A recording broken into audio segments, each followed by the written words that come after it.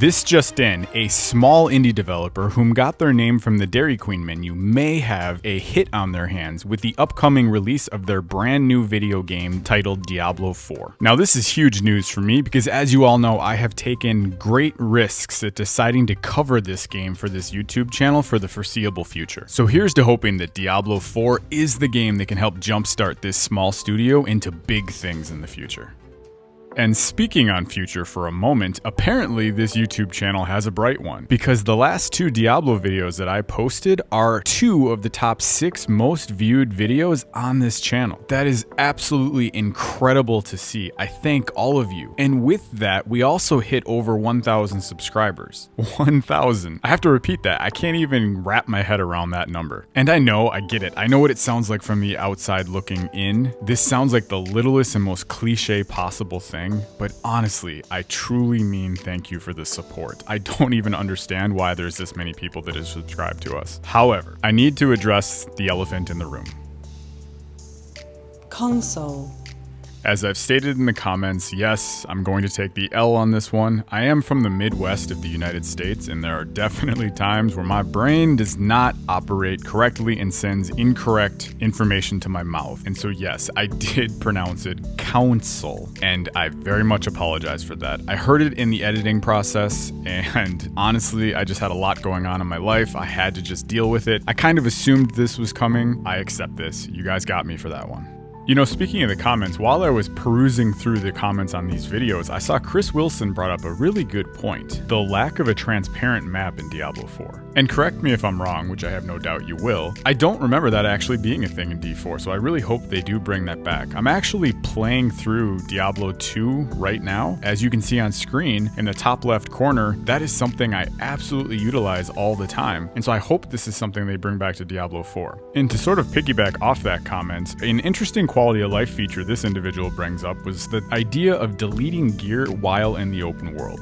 Now, as a longtime Diablo fan, this kind of goes against my ideals for what the game should be, but I can see it as an absolutely beneficial feature to have, especially since the map's going to be so much larger this time, and we won't always be jumping to and from zones as quickly as we would in Diablos 2 and 3. Let me know in the comments below what you guys think about this. Another comment I saw often was the idea of legendaries automatically going to your mailbox if you don't pick them up. The idea being that if, for whatever reason, you happen to miss just one in a gigantic map, or you get disconnected, this saves that legendary for you, which again is an awesome quality of life feature. The reason you're hearing any pushback from this at all is, again, a lot of us old school Diablo fans, this is just a change. It's not saying that we don't like it, it's just a change, so we're going to be apprehensive at first. Next up, we have Michael here, who, by the way, based on your profile photo there, you should start up your own YouTube channel if you haven't. You're looking snazzy, my dude. Mike asks, what class do you think you'll have the most time sunk in after the first month of Diablo 4? And then from Diablo 3, what class did you put the most hours into?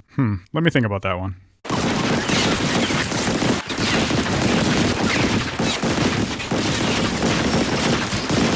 And then as far as my Diablo 3 characters go, for starters, I just want to say I apologize for the footage you're seeing on screen. My screen cap footage would not work on my Mac with Diablo 3. So I literally had to use my phone to record this footage, so it looks all blech, so just deal with it. I put 53 hours into the Necromancer on Diablo 3, 111 hours with the Witch Doctor in Diablo 3. And with my favorite class of Diablo 3, the Demon Hunter, I had 364 hours. There's plenty of other characters that range anywhere between 20 to 50 hours per character. I believe I at least put over 700 hours into Diablo 3, so yes, I love this series. And a quick little last bit, I did make it to level 70 with every single class in Diablo 3. The only thing truly worse than the footage that you just witnessed is actually this individual's screen name and profile pic.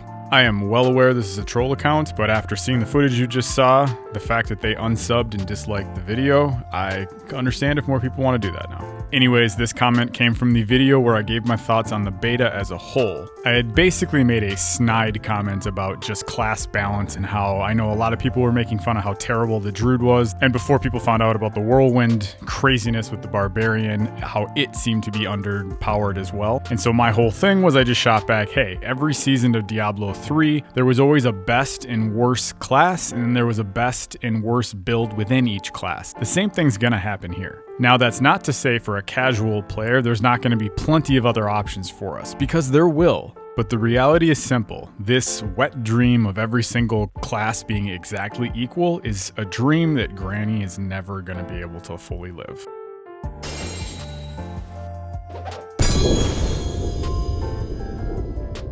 Contrary to popular belief, I did actually play the open beta. And yes, I did get a lot of comments about this, and I think it's because perhaps I was a little unclear in the previous video. The point I was trying to make was that the variety and color of the beams is something that was exciting in Diablo 3, and as far as we know right now in Diablo 4, there's just the one more subdued beam. The area that I do regret kind of speaking about is that the sound has grown on me, and I now very much do prefer the reverberating chimes of Diablo 4. And this comment right here is the one that I've kind of fallen in line with now. The art style of this game is much more dark and real than the cartooniness nature of Diablo 3. And so you can't have these gigantic vibrant beams of light shooting into the sky after every drop. It just won't work well. That being said, I hope the unique drops and eventually ancient or primal drops do have different colors. That will basically ease all of my variety concerns with all of these fun things that happen while you're playing this game.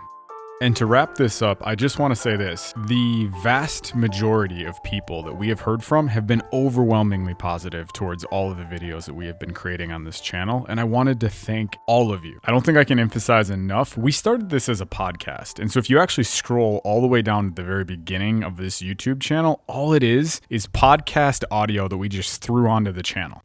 And we learned very, very quickly that does not work on YouTube. So we continued to slowly adapt until about the middle of last fall, maybe early winter, we decided to completely sever the podcast and YouTube channels. So something to just keep in mind, we are going to continue to keep investing more and more into our YouTube channel because that's where we're seeing the most amount of growth. But if you are curious and for whatever reason want to hear us even talk about games more, we actually literally just launched Season 3 this morning. And for those of you not listening to it the day that this releases, that is Wednesday, April 5th of 2023. And it's all about Elden Ring, so that was a fun one. Anyways, the Diablo journey will continue. I believe we're going to get some more information on in-game and things like that towards the middle of this month. So as soon as that happens, expect to hear much, much more from me as we get closer and closer to the actual release of Diablo 4. See you all in the next one.